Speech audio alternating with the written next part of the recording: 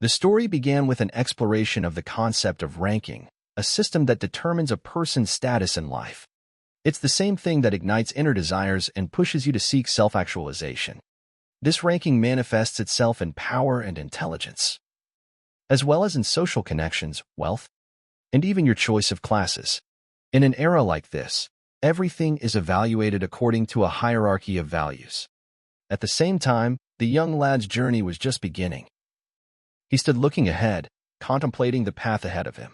In a quiet village called Tuli, where life was lived simply, a fellow named Lo was chopping wood, and his every stroke showed diligence.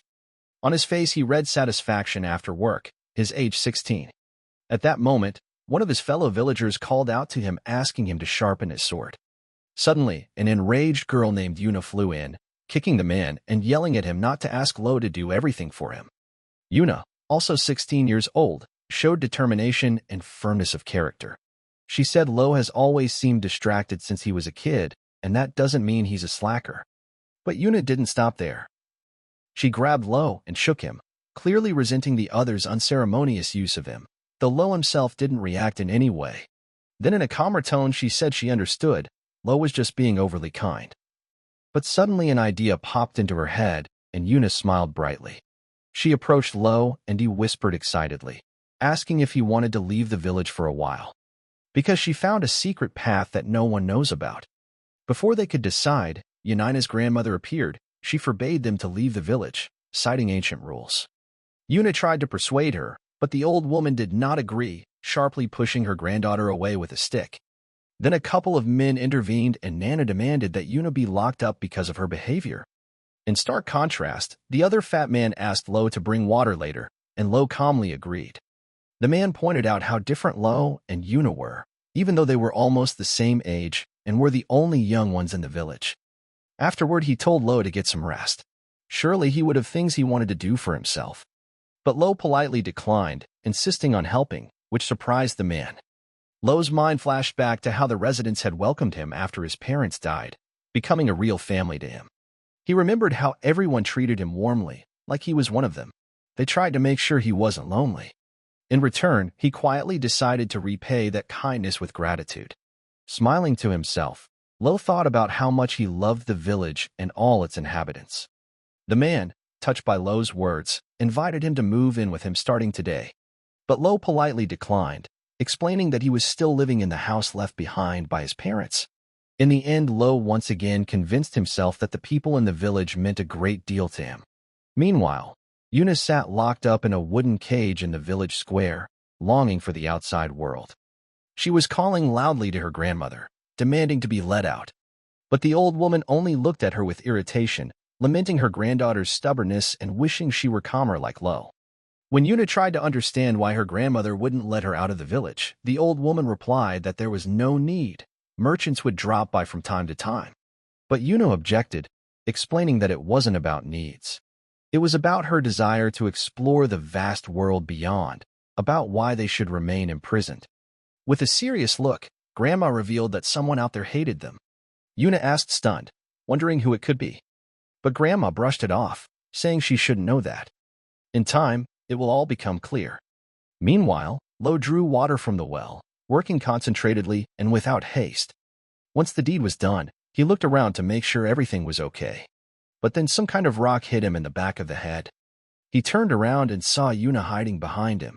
She smiled mischievously and gestured an invitation to be quiet and follow her. Lo was surprised to see her on the loose again, but Yuna proudly stated that she had escaped many times before. She eagerly motioned for him to follow her, though Lo hesitated and remained silent.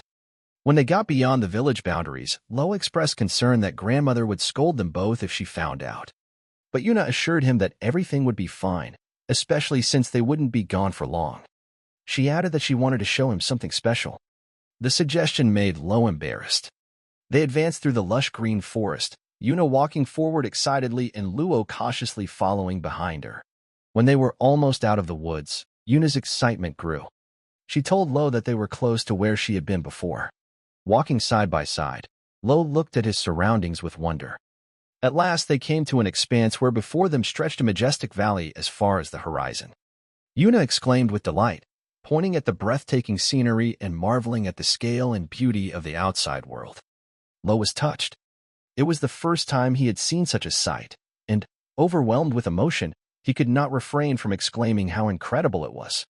Turning to him with a serious expression, Yuna asked if he knew the rules of the outside world. The question awakened his curiosity and confusion. She then pulled out a secret book she had bought from a merchant, explaining that it described the system applied in the outside world, ranks. Yuna continued by telling me that this system covers almost everything. Adventurers, healers, even musicians are all categorized by rank. Those who reach the ranks are called rankers. And the classification is based on strength, food, wealth, and even weapons. She spoke passionately, emphasizing that the outside world lives in a world of power. It's a real race to rise in rank.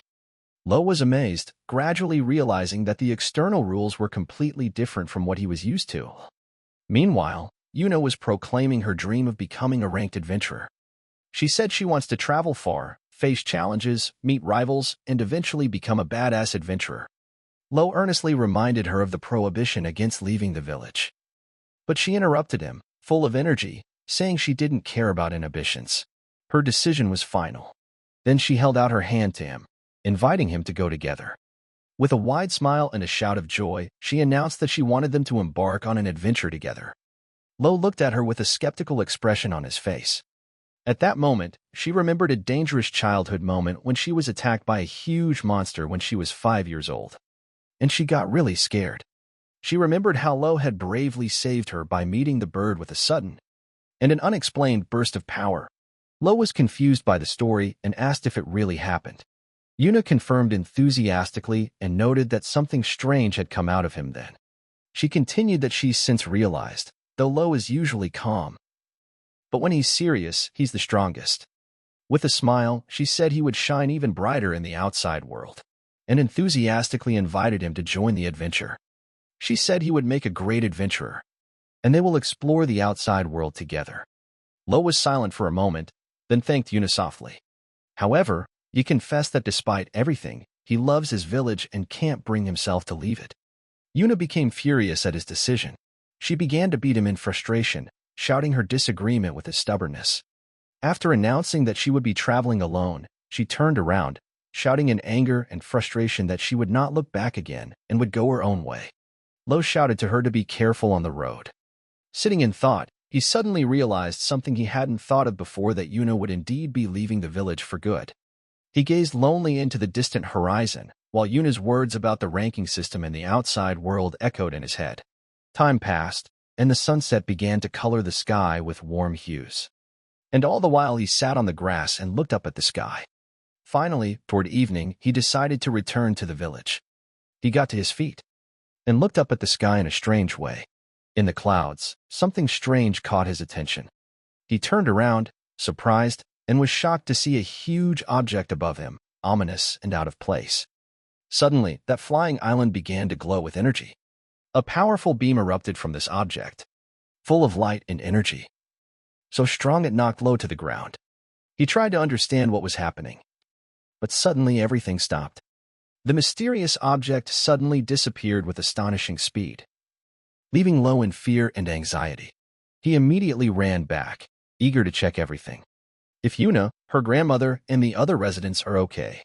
On the run, he tried to convince himself that everything would be all right, that the village and its people were safe.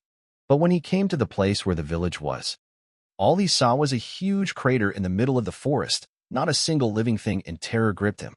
He froze, stunned, staring into the void where the village once stood. There were no words to be found, and he began to go downstairs. Panic seized him, and he ran, shouting the names of Yuna, her grandmother, and anyone else who might be alive. But no one answered his call. In a moment of decadence and despair, the image of Yuna appeared in his mind. Her younger version, smiling, said that everything would be okay. Lo was drowning in painful memories, remembering the words of his fellow villagers that he was not alone, that they had since become his family. His eyes filled with tears. He cried out in pain and despair, kneeling before the destruction that had befallen his village. With an expression of shock and disbelief, he bitterly wondered why all this had happened to his house and people. Lo cried, blaming himself in deep remorse for not having done anything. Suddenly some guy showed up and said he was late again and just had to watch. He walked to the edge of the crater and spotted each other.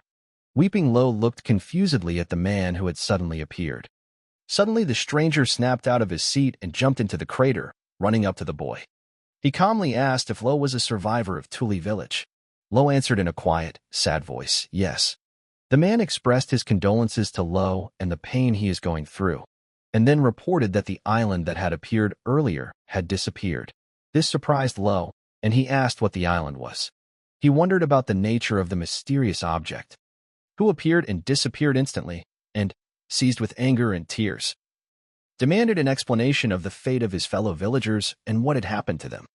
The man gravely replied that Lo should forget about the village entirely, and handed him a small piece of paper indicating where he should go if he wanted to be safe. Lo became furious, grabbed the man by his clothes, and demanded a clear answer. But the man exclaimed sharply that the village was gone forever and that this world was not for a guy like him. Then with a serious look he told Lo to forget all that had happened, because he had no other choice. He also thought to himself that Lo shouldn't dig into this any further or he himself would be the next victim. But Lo, deep down, refused to give up. And an echo of Yuna's words, Lo, when you're truly in tune, you're the strongest, came back to him in his mind. At that moment, he felt a strange power awaken in him. The man turned to the boy in shock, and decided with anger and determination that he would never forget what had happened, and vows to go to that island and bring back all the inhabitants, whatever it takes. Lo's thoughts drifted back to childhood memories of that day, when he lost his parents in a landslide. He recalled bitterly the days after that tragedy when he found himself alone. But something changed one of those days. The village and its people sheltered him and cared for him as if he were their own son. Lo began to recreate images of Yuna, reminiscing how she was always there with a bouquet of flowers and an innocent smile. Memories of the villagers came flooding back to him, kind people who couldn't get past someone else's misfortune.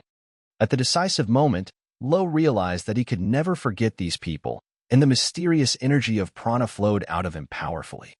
The determination on Lo's face was clear.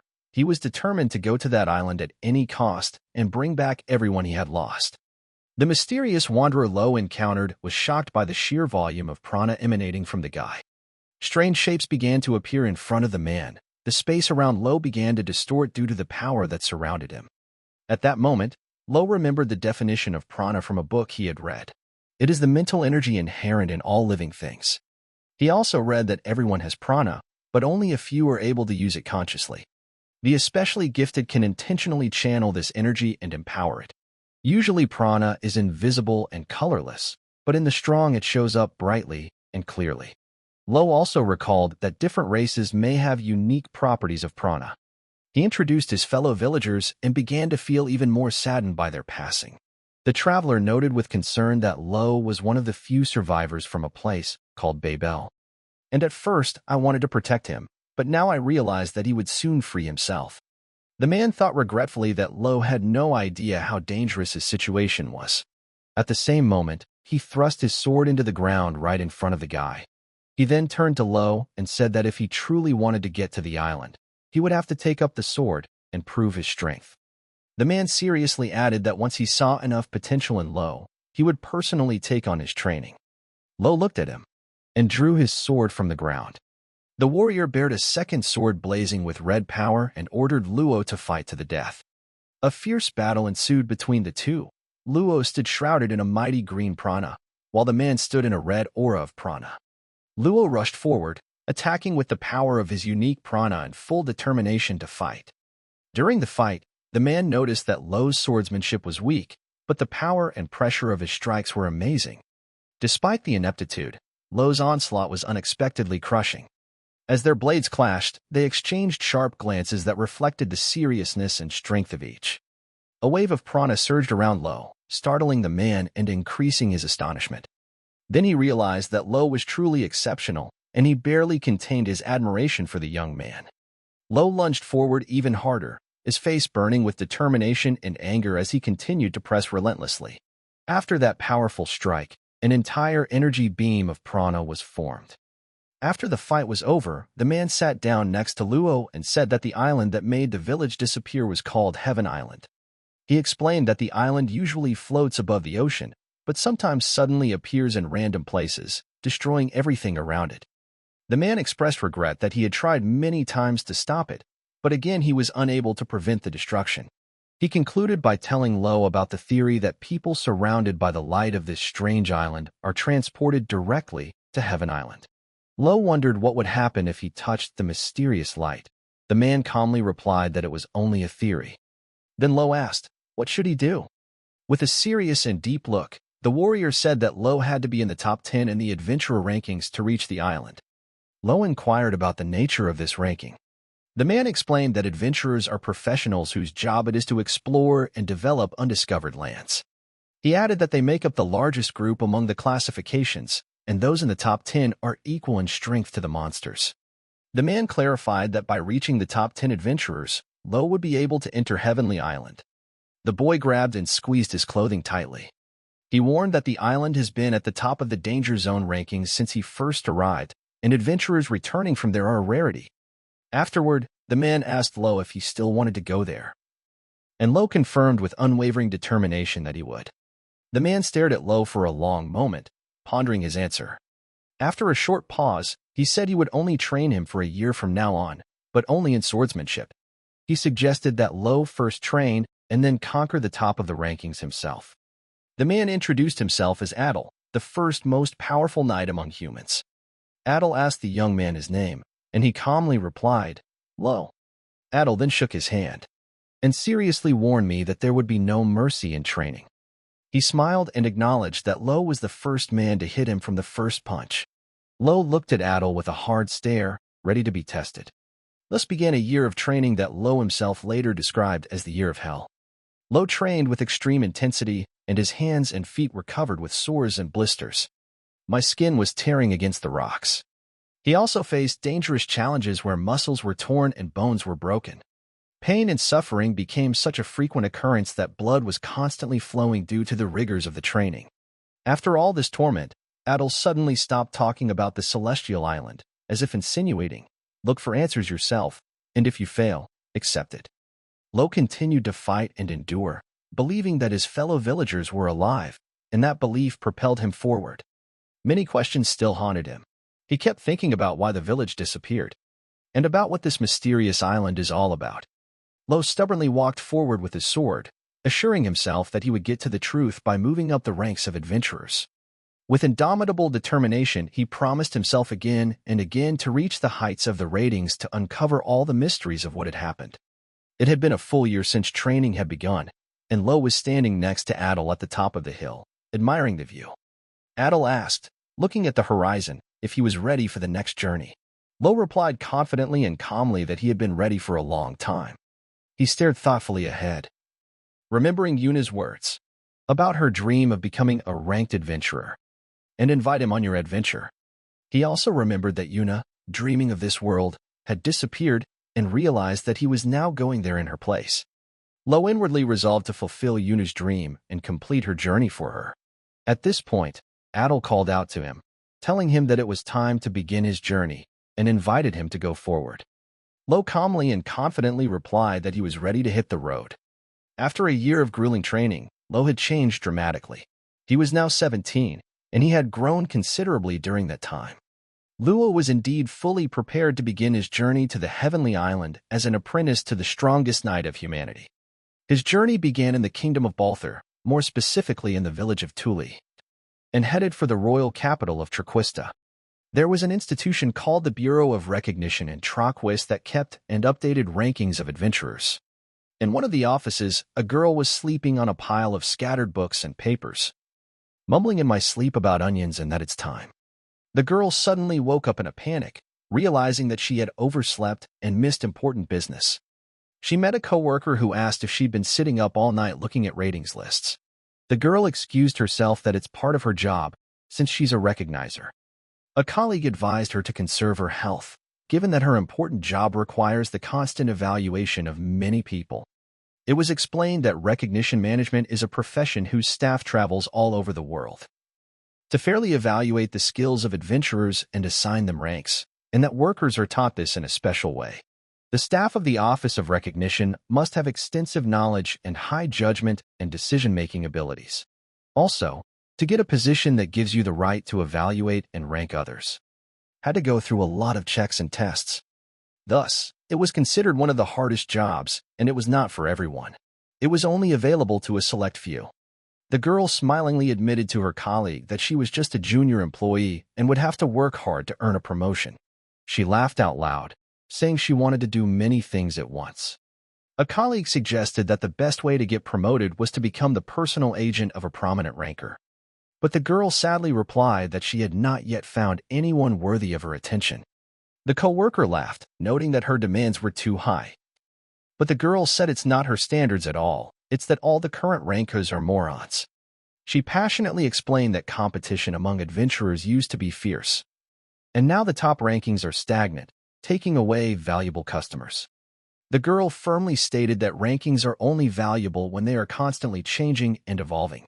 The coworker smiled derisively, saying that the one was too caught up in grades and rankings, and the girl laughed. The authority girl is fired up about the idea that she wants a new star to emerge that will turn the ratings upside down. A coworker laughed as she opened the door and said the new star might be here. She then opened the door to a room full of people and declared that this rising star might already be here. The girl in the cap asked why there were so many applicants this year, and a coworker replied that there are usually far fewer. She added that the surge in interest may have been triggered by the 2-month shift of the Azaban Forest in the Danger Zone ranking, which attracted the attention of adventurers. Taking a closer look, a colleague noted that there were many promising candidates this year. She began to talk about one of the members, Old Darkus, at 753rd Mercenary, the young leader of the famous gang. She then pointed to a young man named Eddie Markman, the 402nd rank shooter from a famous family of shooters. She continued that there are other outstanding professionals among the participants, such as Trade Ranker and others. Cap spotted a few more figures, a knight, a navigator, and a rancher guide. A colleague praised her for recognizing the ratings without prompting, to which the girl proudly replied that it was easy because she was a recognizer. Cap enthusiastically explained why people needed the rank of ranker so badly. It was very useful and necessary for access to some specialties. In the midst of their conversation, another colleague interrupted them. Asked to wait, registration procedures began. Lo entered the registration room and was warmly greeted by the receptionist, who said he was directed here to register for the rankings. The administrator explained the registration system. It is maintained by their office, and you can update your rating at any office with a representative, but you must register for the first time here. Lo told the administrator that he wanted to register as a ranger adventurer. She smiled and informed him that his timing was perfect. The exam was about to start, and offered to take it immediately. Lo agreed, filled out the registration form, and the receptionist informed him that the exam fee was 3,000 coins. Lowe's has completed the registration process. The receptionist thanked him, asked him to wait in the next room, and gave him a participant number, 53. Cap noticed Lowe walking by, and exclaimed in amazement that there are still people who don't know what the Recognition Bureau is. The coworker laughed, saying she hadn't explained it to anyone in a long time. A coworker asked to help Gigi study for an exam, and she agreed, joking that the paperwork was better. The receptionist began to tell me the details of the exam. It would be in 3 stages. She explained that there will be a written test first, then a practical phase, and the final exam will be explained later. She advised the participants not to despair. If something fails at one stage, it can be compensated by success in the others. Participants immediately began the written exam, and some were clearly nervous and focused. One of the applicants thought to himself that the exam was incredibly difficult and covered too much. After a while, the administrator announced the completion of the written test. She said that the practical stage would take place in the forest outside the village in 2 hours, and we had to wait for the exam results. In the next room, the receptionist asked the luck girl to help her check the papers, and she enthusiastically replied that she was ready. In the office, 2 female staff members were busy checking exam forms, checking out the works. The girl came across the sheet of contestant number 53, Lo, and immediately remembered him by the sad look she had seen before. but the look on her face changed from curiosity to utter shock when she discovered that all of Lo's answers on the written exam were completely wrong. Frustrated, the young female staff members sighed and remarked that they needed to think about the feelings of those who were suddenly facing such a difficult ordeal.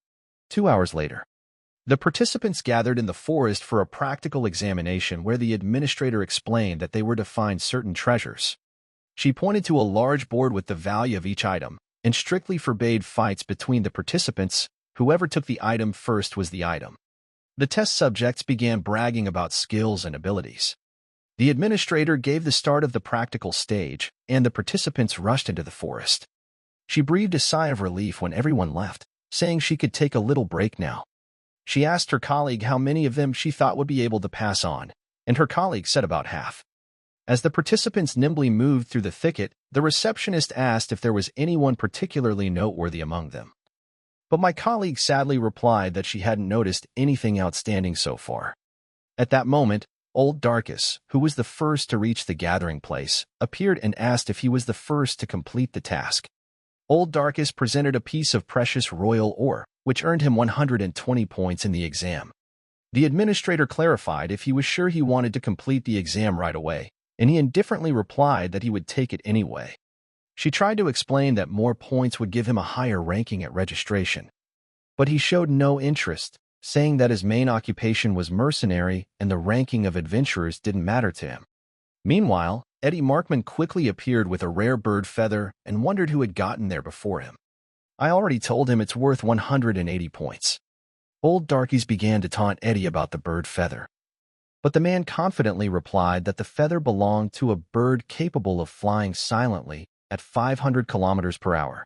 They exchanged barbed remarks, while the receptionist noted with a smile that the rating system gives people a sense of pride.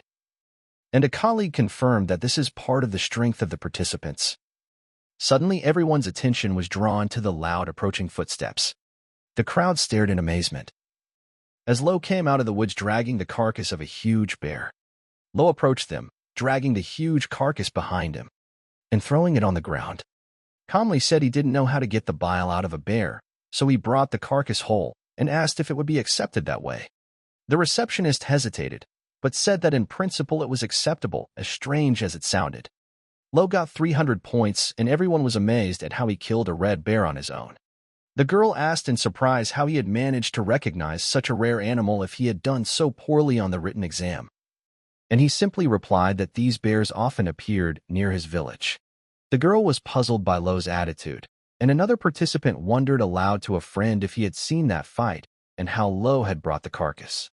He nervously said he had seen everything with his own eyes, but quickly dismissed it, saying he couldn't say for sure because it all happened too quickly. He remembered the moment when Lo Lightning grabbed his sword to stand up against the bear.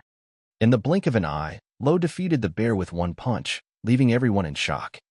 Meanwhile, employee Luck watched Lo with a thoughtful, silent gaze full of amazement. An hour later, the participants gathered in an underground training room for the final phase of the exam. The staff member in charge began to explain that the adventurer's biggest fear was not only monsters, but humans as well. She continued that the mission of adventurers is to explore new lands, often dangerous and uncharted. The girl added that such trips carry the risk of encountering pirates and bandits. Strength is needed. Accordingly, she announced that the final exam would be a practice battle between the participants. She assured that the test is only meant to assess their individual abilities and there is no need to worry about winning or losing. At this time, one of the sturdy contestants approached old Darkus and challenged him. The man began to taunt Ald, saying that he only brought a stone with him on the practical stage and mocked the entire mercenary ranking. The large member became angry and pounced on Ald with great force, stating that he would not allow his status to be insulted. But Ald easily knocked him down with a single punch, drawing admiration from everyone. Ald immediately apologized to the employee for his temper tantrum, and she said it was okay, because the defeated contestant is out anyway. Other participants spoke in amazement of Ald's strength, noting that anyone who tried to challenge him was rebuffed. The employee began to wonder who would be Ald's opponent, nervously asking herself. A younger coworker approached a coworker and said she wanted to pick a certain opponent for Lo's, and the coworker curiously agreed. The fights between the contestants began and the bouts were fierce, showcasing a variety of styles. It was the turn of the 8th battle, and the staffer announced that the next bout is the Old Darkies team versus Eddie Markman. Lo asked Dash, who's going to go up against him? Against the strongest competitor of number 53, Lo, alone? Everyone was surprised by this decision, thinking they underestimated both of them, while Eddie noticed that this wasn't the first time he'd been underestimated. The employee nervously asked her colleague if she was sure of her choice, and the colleague confidently confirmed that she had done the right thing. The younger member of the Onion staff's eyes lit up with intense excitement. If her eyes weren't deceiving her, Lo was not just an average contestant, but a monster in every sense of the word. The bout began in the large arena and everyone in attendance watched eagerly. As the examiners prepared to do battle, 2 female employees of the Bureau kept a close eye on the arena. On the other hand, Lo stood firmly and confidently in front of his 2 opponents, showing no fear or doubt. Meanwhile, Aldarkis, head of the Red Wolf mercenary group, prepared to fight alongside his partner Eddie Markman, a young man from a famous family of archers. They recalled the accomplishments of the Red Wolf squad, including defeating the Kamer Mafia, ranked 62nd in the ranking of criminal organizations. There was also talk of Al himself single-handedly taking out 7 leaders of that group, including the boss. As for Eddie Markman, he was the scion of the Markman archery family and had an incredible talent for archery. From an early age, Eddie received special training from his father, who was once a second-ranked archer. Eddie's skills were well known among archers, and no one doubted his marksmanship and skill. In this tough fight, Lo, the guy no one knew anything about, stood alone against 2 famous fighters. With great excitement, the staff member announced the start of the bout and each contestant rushed to their opponent. Eddie was the first to attack, firing a quick arrow in Lo's direction, but Lo skillfully dodged it. He then instantly moved towards Darkis, preparing to engage him in hand-to-hand combat. A fast, intense fight broke out between Lo and Al, both throwing hard punches. They exchanged swift attacks, and the sound of their swords clashing echoed through the arena, startling the spectators. The spectators were amazed at the speed of the blows, which were so rapid that it was almost impossible to see anything. One spectator remarked in surprise that he could only hear the clinking of swords, but could not understand what was happening in front of his eyes. Suddenly Lo threw a blow from which Al was forced to retreat, overwhelmed by the power of the enemy. Seizing the moment, he tried to end the fight with a straight punch. But suddenly his attention was drawn to something else. At that instant, Eddie seized the opportunity and launched a swift attack, firing several arrows. But Lo showed incredible skill, fending off all the arrows with astonishing speed. They flew into the bleachers. That shocked the audience. Those watching were increasingly amazed at how Lo was handling the attacks of 2 of the world's strongest fighters. Al and Eddie exchanged a few words. Al said he was sure Lo was a very high-ranking swordsman, and Eddie admitted he had never seen such a fighter. For the first time in the duel, Lo spoke, calmly asking what their other ranks were. Eddie answered that he was ranked 402nd among archers, and Al said he was 753rd among mercenaries. Lo said in a calm, confident tone that it was now clear to him. A mysterious and incredibly powerful energy began to envelop Lo, and stated that if he defeated them both, he would be in the top 1,000 of the top rankings. A tremendous power emanated from him, and everyone could feel its overwhelming might. Eddie was stunned by this energy, surprise and shock reflected on his face. Al was shocked and excited as well, pondering how this person could suddenly acquire such an aura. Luck looked at Lo in amazement as the prana became visible to the naked eye. Immediately, Eddie Markman put a bow on Lo's and firmly stated that ratings are not just a profession. He added that although he is 402nd among archers, he is also ranked as the 78th ranked shooting specialist. Eddie fired an arrow, but in a split second Lo dodged it and lunged at Eddie, knocking him down with one punch and knocking him out. Lo then turned to Aldarkis, who, seeing his partner fall, quickly prepared to fight. Al looked at Lo with concern and bewilderment because of his strange power. The fear of such power read on his face. Both got into a fighting stance for the final clash to the tense noise of the crowd. They exchanged sharp, determined glances. It was clear from Lo's hard stare how strong he was. And Al looked stunned. Lo rushed forward with incredible speed, dashed past Al and delivered a swift blow that nearly felled him. At the last moment, the mercenary cried out, asking Lo to stop. After the stop, L announced that he was surrendering, dropped his weapon, and explained that he could not allow injuries. He had a job to do. L added that it would be bad if he was unconscious like Eddie. And Lo seemed to be silently analyzing his opponent's condition. L caught a glimpse of Lo's moving hand. And I was worried that this guy was a monster. L continued to ponder with obvious amazement, wondering about this young man's true nature. Meanwhile, onlookers expressed admiration and utter defeat at the strength of Lo, who handled 2 top-ranked fighters by himself. The Onion was shocked. The bureau clerk announced in a clear voice the end of the bout and the winner, contestant number 53, Lo. Suddenly, the younger female employee of the confession rushed away, ignoring the call of a colleague, leaving her wondering where she was rushing off to. She quickly made her way to a room with advanced equipment and computers, and excitedly began searching for GH in the exclusive recognizer database. Finally, a coworker found Lo's records. His full name is Lo Tuli, age 17, but no previous registration or rating. She was deeply surprised that a man with such skills knew nothing about their bureau and figured he must be from a very remote area. Luck made sure he had no criminal record or ties to task forces, which added to her amazement and joy. A wide smile and indescribable joy stretched across her face as she gleefully asked, "Where has this talent been hiding all this time?" She hurried to the reception room and, walking down the corridor, rushed toward Lo, calling out loudly Lo Tali. Finally, a junior female employee entered the room and enthusiastically offered to be his exclusive agent. But she was amazed. There was a crowd gathered around Lo, and everyone was making the same suggestions to him. She was shocked by what she saw and deeply upset that she was only a step too late. Everyone had already managed to offer their services before her. Luck resented the others' haste, believing that they should have checked Lo's identity first before offering him cooperation. Suddenly, Lo was surprised and innocently asked what an exclusive agent meant. Immediately, a junior staff member shouted and intervened, assuring Lo that she would explain everything in detail now. She began a thorough explanation by saying that an agent is a person assigned to monitor his client's rating. The staff member clarified that they usually have to wait until they are evaluated at the main office to update the rating. But with an exclusive agent, the adventurer can update the rating instantly, anytime and anywhere, with no waiting. She went on to passionately explain that this is especially valuable for adventurers who travel the world frequently. The younger female employee slipped her hands into her pockets and pulled out a device called a runkel, explaining that it was a unique tool for agents to record rank. She held out the device to Lo, noting that if he wanted to climb the ranks quickly and efficiently, he needed an exclusive agent like her.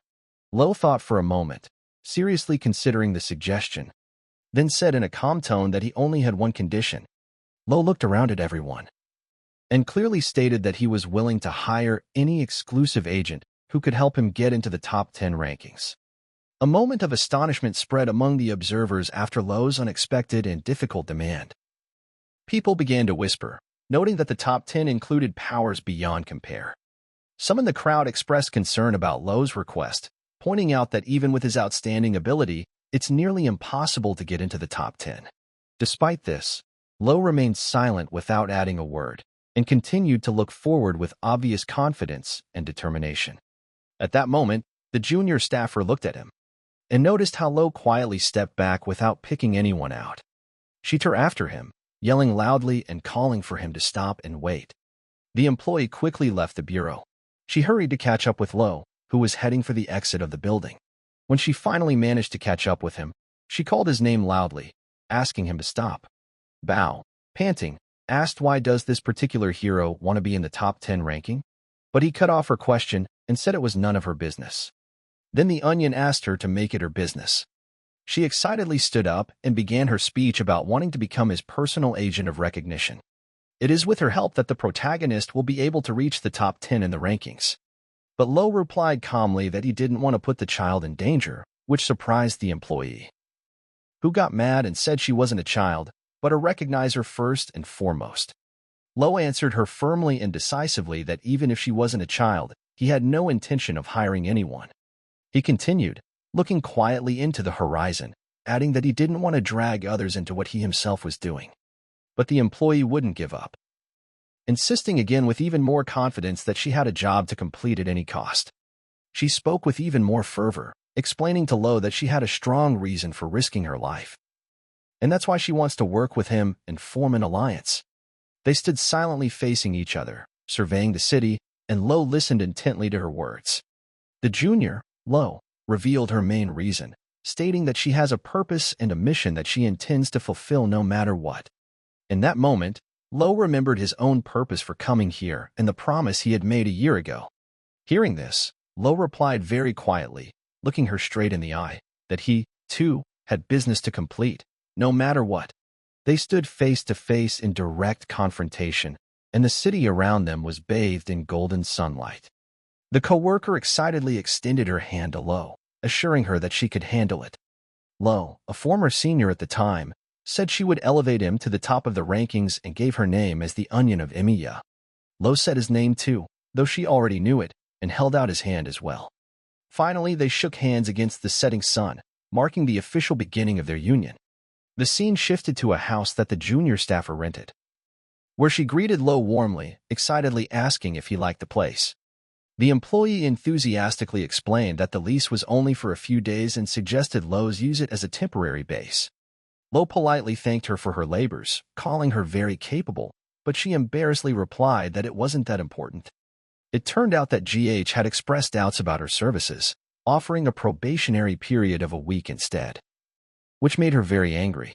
Emilia dramatically and passionately assured him that she would prove her full competence in just 1 week, and even mockingly imitated his manner of speech.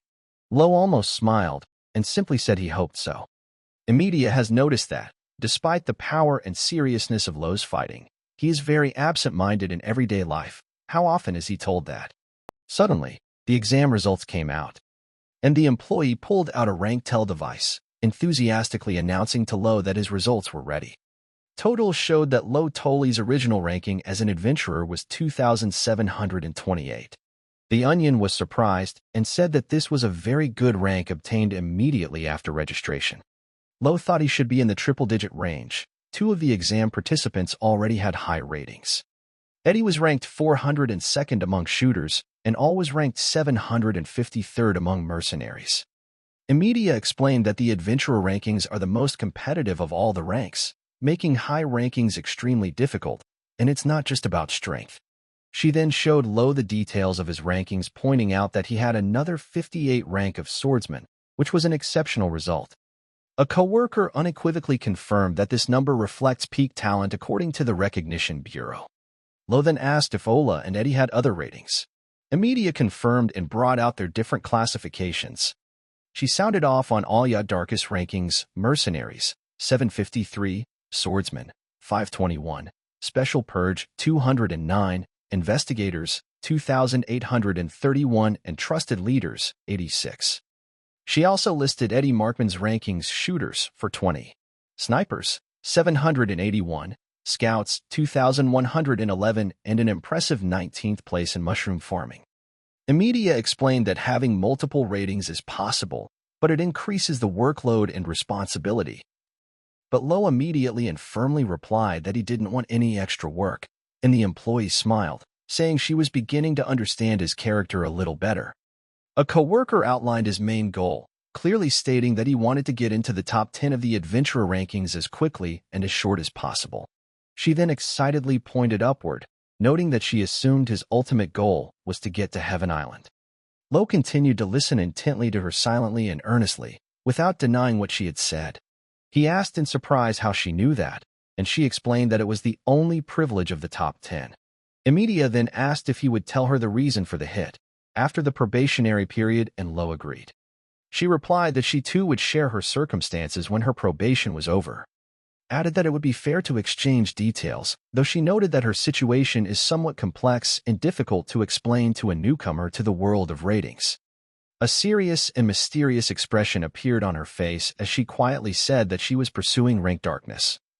When Lo asked what she had just said, she quickly waved her hand, smiled, and said it didn't matter. She instantly changed the subject and asked how he got such power, especially his impressive sword-wielding. Luo simply replied that he had become the apprentice of a knight named Adel a year ago, which caused her to cry out in shock at the utterance of that name. She grabbed him in bewilderment, asking if he was Adol, knight number 1 and the strongest knight of mankind, to which Lo calmly replied that he was. She was amazed at his calm response, and explained how famous Adol was, noting that he never taught anyone. And rumor has it he planned to choose a successor of rank 1 from the young knights of the next generation. Emilia was still ecstatic about Lo becoming Adol's successor and trembled, saying that the other knights would faint if they found out.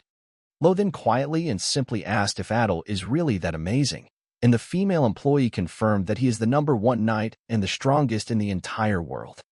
She gradually noticed that he had managed to stab Adol with his sword, which caused the staff member to cry out in disbelief. Such a thing was impossible. Finally, she grabbed her device and checked Lo's data again, making sure Tuli was a brand new last name in the database, and seriously thinking about it again. Lo recalled a long-ago conversation with Adol, when he asked him about the meaning of the last name and realized then that the concept was unfamiliar to him. Adol told him that if he really wanted to get to Heavenly Island by the shortest way, let him use the name Luo Tuli, warning that it can carry great risks, but provide important clues. Lo pondered this, and said he understood and would use the name. The scene returned to the present, where a female co-worker curiously asked Lo if Tuli was an alias. But Lo answered firmly, confirming that it was not an alias. Tuli was the last name of his beloved family. A warm smile appeared on Emidia's face, and she thanked him for the explanation. She then offered to take a break and told Lo that her agent duties were done for the day. Emidia began to remove her hat, saying she would soon feel relief. Lo was surprised to see this, and exclaimed that he had not expected such a thing. Then, clearly embarrassed, he awkwardly asked, "She's been a girl this whole time?" The coworker shouted in frustration and asked, with deep embarrassment, if he just realized it now, to which Lo calmly replied sorry. The employee looked extremely annoyed by Lo's calmness, drilling him with a look of anger and annoyance. Then she roared in frustration, wondering if sorry was all he could say after such a shocking revelation. The next morning began with a peaceful picture of the city and its busy streets. Emidia was sitting in the room reading the newspaper. Being calm and centered, Lo appeared coming down from the top floor, and a female employee greeted him with a smile, noticing that he was awake early. Lo mumbled that he was just going to get some water. As he came closer and saw her clearly, he faltered slightly and said quietly that it was nothing important. They greeted each other politely, after which Emidia suggested they have breakfast together. She put her hat back on, saying that the road ahead would be a long one. But today is the first step in their big journey. She stated with great enthusiasm that it was time to do some strategic planning on how Lo's could break into the top 10 adventurer rankings. The scene changed to a modest restaurant in town, where Emidia explained to Lo that the primary way to increase an adventurer's rank is through exploratory or exploration achievements in new lands. She clarified that these missions could be voluntary, but advised starting with formal assignments. Lo agreed and listened intently as he ate his breakfast while she told him that many people needed the powers of adventurers and gave missions.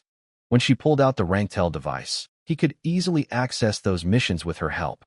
Lo noted that it was convenient, and the female employee smiled, saying he was free to use it if he appointed her as his agent. As they continued to eat together, Lo asked with interest if there were any missions that would quickly raise his rating. She replied that it is enough to choose high-difficulty missions, as they have the strongest impact on rankings. Lo immediately decided to pick the hardest mission on the list, to find a hidden treasure inside the flooded temple of Takarma, a dangerous area ranked 7th on the list of dangerous places. But Emidia loudly objected to his choice, insisting that the mission was impossible and deeply dangerous for him at this stage. Despite her adamant protest, Lo stood firm and said he wouldn't know his limits until he tried it. However, Emidia reiterated that this mission was beyond him, and that he might die before he could raise his rank. Lo looked at her with unflinching determination and asked her to give him a chance, explaining that Heavenly Island ranked first in terms of danger, which means we can't back down now. Emidia felt a lot of pressure and thought to herself that he was incredibly stubborn and that she would have to convince him by any means necessary. At this moment, a new person suddenly appeared. Emidia looked in his direction and was clearly shocked. She addressed him as Mr. Laud, and he greeted her with a smile, saying it had been a long time since they'd seen each other. Lo asked the employee who the man was, and she quickly introduced him as Laud Bulward. Emidia explained that Laud is a very powerful individual, ranked 11th among adventurers. Lo was clearly surprised to hear this. And immediately I remembered Adel's words about all the adventurers in the upper ranks being real monsters in terms of strength. Lo felt that the Laud standing before him was indeed one of the monsters Adel had spoken of. He thought to himself that if Laud was in 11th place, he was only one step away from the right to enter the island of the gods. At this moment, Emidia smiled with great enthusiasm and told Laud that his arrival was the perfect time, and then suddenly asked him for a favor. She then excitedly yelled at Laud to beat Lo. The stage changed to a dueling arena, where Laud stood in front of Lo, apologizing for the delay. Laud said he wasn't expecting a duel, so he borrowed a weapon from someone else, noting that it was light and suitable for combat. Lo introduced himself seriously and formally, stating that his name was Lo Tuli. Laud smiled and said that there was no need for formality among adventurers, one could speak freely and at ease. He added that he knows the employee well as she used to update his rating, and praised her outstanding skills. He explained that Emidia has great knowledge, fervor, and thoroughness in her work, qualities that set her apart from other agents.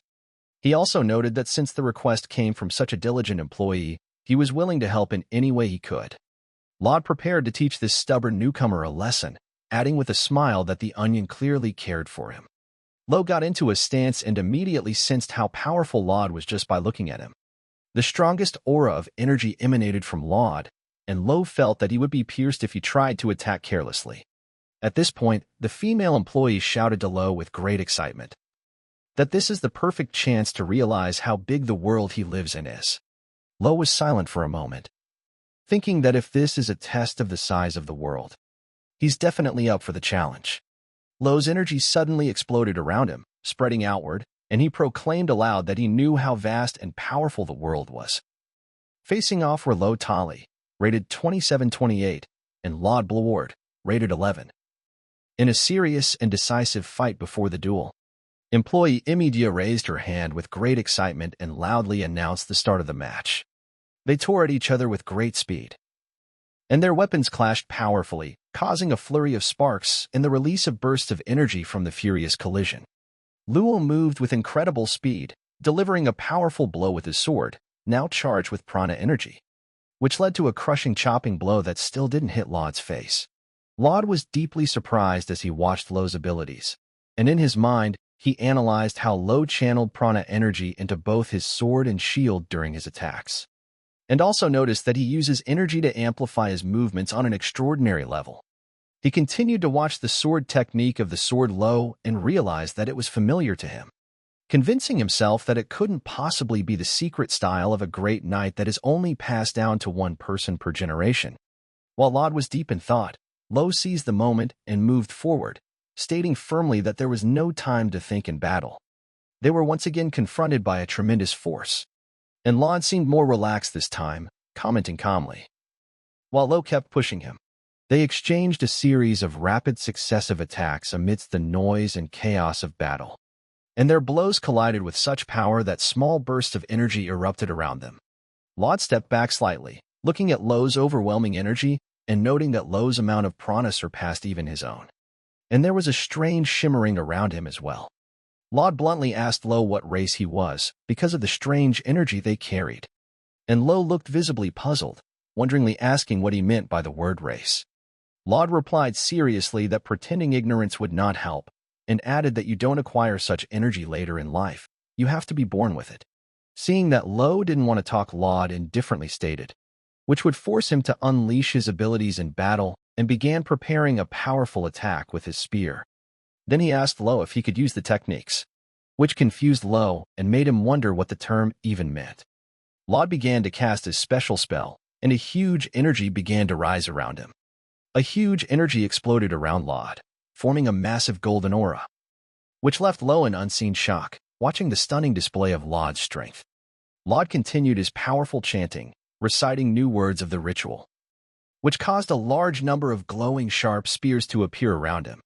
Laud was preparing for a crushing attack. He looked at Lo and said confidently that he had better use his own spells. Laud continued, with a serious intonation, saying to Lo, that he'll die if he doesn't use his spell now. They stood on the battlefield, surrounded by an intense energy that filled the space with anticipation and heavy expectation. Laud looked at Lo with deep concentration, waiting for his opponent's reaction. Lo's face clearly betrayed tension and anxiety. As he watched the powerful blow Laud was about to deliver to him, Laud pointed his spear at Lo with force, and golden energy began to gather around him in anticipation of the attack. A huge wave of energy surged out of him in a dense hail of glowing spears flying towards Luo, and overwhelming him with the force of the onslaught. Lo began to move with incredible speed, trying to dodge the spears showering down on him with incredible power. Despite his attempts to dodge, it was clear that Lo was wounded, and Laud calmly recognized that a normal sword would not be able to repel such a spell. With a light touch of your fingers, Laud summoned more spears, which tore towards Lo with great speed and force. Lo continued to dodge, using incredibly agile and swift movements to avoid the relentless spears. After the attack ended, Lo stopped, catching his breath. Panting slightly, but his face remained deeply focused. Lo's thoughts returned to training with his mentor Adel, who had once told him that he was still weak in prana control, and added that once Lo got used to controlling prana, he would gradually be able to master the techniques. At that moment, Luo asked in surprise what kind of techniques he would be able to master. Adel advised careful observation and said he would start by teaching the simplest technique. Adel then demonstrated a basic technique called Lightning Blade in front of Lo, who showed tremendous strength and blinding speed. Lo decided to use this very technique against Laud. Glittered his eyes, releasing a powerful stream of green prana, rushing towards the enemy with incredible speed. Laud was completely shocked by the speed and power of the technique released by Lo, and tried his best to fend her off. Despite Laud's efforts to defend himself, Lo continued his offensive with tremendous force, attacking him in close combat. At this moment, Laud used another extremely powerful spell, summoning another great multitude of glowing spears around him. This led to another furious clash as their energy techniques converged in a powerful explosion. Laud was stunned by the lightning-fast kick that Lo executed, barely visible to the eye. Although the attack was incredibly fast, Laud quickly came to his senses and sensed the seriousness of the situation. He threw himself into a lightning-fast counterattack, skillfully swinging his spear towards Lo, who was amazed by Laud's incredible reaction and power. When Laud's powerful and swift attack continued, it ended in a furious collision, which sent Lo crashing to the ground. Despite Lo's downfall, Laud commented admiringly on the young fighter's performance, noting that his strength is worthy of recognition. However, Laud added firmly, motioning with his fingers that despite Lo's efforts, the wall in front of him was still too high. He then launched his next attack, surrounding the entire area with golden energy spears and completely locking Lo in on all sides. Lo froze in shock, unable to move. A look of surprise on the girl's face. At this moment, Laud cast a penetrating gaze at Lo, telling him to never underestimate the rank of an adventurer. Without hesitation, Laud released golden spears towards Luo, who was unable to do anything to counter the devastating attack. A slight look of annoyance flashed across Lo's face, as if he didn't quite like being in this situation. The attack caused a massive explosion that collapsed the arena floor, raising debris and dust into the air. After the attack was over, Lo lay unconscious in the center of a large crater, clearly overwhelmed by the force of the blow. Laud looked down at his opponent, who was still lying motionless. The screen in the battle arena unequivocally declared Laud Bloward, ranked 11th in the adventurer rankings, as the winner. After the match was over, Laud smiled and asked Look if she was satisfied. She continued, noting that Lo now had a better understanding of the harsh reality of the situation. But Laud calmly remarked that she was great at making words sound good. Laud looked at her thoughtfully and asked whether she really believed that Lo could eventually defeat him. Emidia quietly replied that she just thought it was possible. Laud concluded that her belief was due to the fact that Lo was a disciple of the great knight Adel. He confirmed that he recognized Lo's identity the moment he saw his lightning-fast sword movement, a technique from the secret style of Holy Blade. He noted that the Blade Saint style is considered the strongest of all and is usually only passed down from generation to generation among knights. Laud added that for Lo, who possesses the technique, being in the rank of adventurer rather than knight, could be perceived as an insult to knights. Suddenly, Amelia exclaimed with great concern that she must now prevent Lo from meeting the knights, and Laud agreed. Laud suggested that the situation would be easier if Lo registered as a knight, which could help avoid a lot of problems. Amelia looked deeply concerned, realizing that with his purpose and fortitude, it's impossible. She went on to explain that the real reason for her belief in Luo's strength, besides the fact that he was a disciple, was that Lo had told her how he had managed to strike a successful blow at Adel himself. Laud was deeply surprised and reacted with obvious disbelief, saying that it was impossible, especially given Lo's current skill level. Amelia agreed and admitted that she thought the same thing at first, but added that Lo didn't seem like someone who would lie about something like that. Laud seemed thoughtful and whispered to himself that although the style of Blade's Saint was a surprise, he was even more struck by the special flicker of energy that Lo used, suggestive of a deep secret. Suddenly, Amelia turned to Laud with interest, and Laud told her bluntly that Lo was also proficient in spell techniques. He calmly admitted that if Lo had actually used those spells in battle, Laud might have lost the match. After a while, Lo has a vision with some girl. She turns to him, whistling some pleasant tune. Suddenly, she moves closer and almost touches his face. Grandmother's sharp cry interrupts the whistling. She asks angrily what he's humming about, calling it nonsense. She blames the poems for their confinement. These lines are the reason why it is impossible to go out. They are forbidden to be spoken. The girl looked after her grandmother in frustration and silence. She quietly apologizes to Lo, and she finishes what she started by putting her hand right on his face. The protagonist's eyes finally open. Lo comes to his senses in an unfamiliar place. His gaze wanders. A woman's voice notices the awakening, calling it the Bureau's infirmary. Lo's companion reports that he slept all day in this Bureau infirmary. The guy is flabbergasted, questioning if it's really been 24 hours. The Onion says it straight off. The doctor diagnosed severe mental fatigue. The interlocutor confesses ignorance of his burden. However, she directly points out that the guy is clearly in too much of a hurry, not sparing himself. Suddenly, Lu remembers what turned him off, his duel with Laud and his spears. After a pause, Lo agrees with her remarks and precautions. At first, the girl looks at him silently, and then turns to Lo, emphasizing the importance of the upcoming conversation. She asks if he is familiar with the concept of spells. Lo says he doesn't know. Spells are described as a unique method of controlling prana, available only to a select few races. Many of the strongest rankers have this ability. A question was raised as to whether Laud belonged to such races. The answer is yes. He is a warrior of the Blowerword, a hunting tribe from the southern swamps. The reason spells are unique is because of their transmission. Knowledge is preserved by tribes orally, often in verse from generation to generation. Such techniques are called spells. They are based on genetics, which makes mastering them as an adult extremely rare and difficult. Lo is trying to realize why he is being told this. The interlocutor relays Lo's words to Lo. In his opinion, the guy can use spells and techniques too. The girl addresses Lo with a direct question. She wants to know if he has the slightest idea or guess about his abilities. Lo hesitates, and the image of the girl from the dream pops into his head again. After a short pause, Lo answers in the affirmative. His companion reacts enthusiastically to his words, expressing approval. The girl fervently declares the incredible value of spells to the rancher. Her confidence in this fact is only strengthened now. With enthusiasm, she declares Lo's potential to become a top ranker. Then she presents the perfect assignment for him. The aforementioned assignment is an investigation in the Azaban forest. The task includes an environmental survey of a forest that had been designated a 48th ranked hazardous area 2 months earlier. Lo clarifies the nature of the quest. The boy asks if his work will be limited to studying animals and other forest inhabitants. The interviewee recognizes this as part of the job, but immediately reports a disturbing trend, the increasing disappearances of people of various ranks there. Girl predicts a dramatic rise in Lo's rank with success. She estimates that he will easily climb 200 positions, but the risks are enormous.